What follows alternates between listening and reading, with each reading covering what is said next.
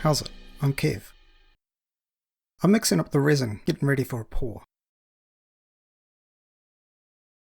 And here I go.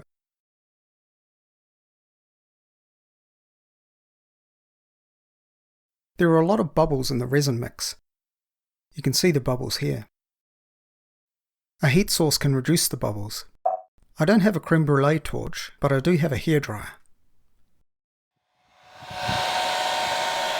I love the tidal flow, or maybe it's the wake of a big ship. Here's some finished shots. I like being able to see all the stuff on the bottom and the gloss effect, but I think the water's a little clear for a swamp.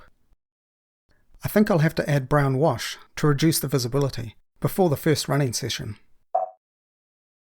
Thanks for watching. Press the like button.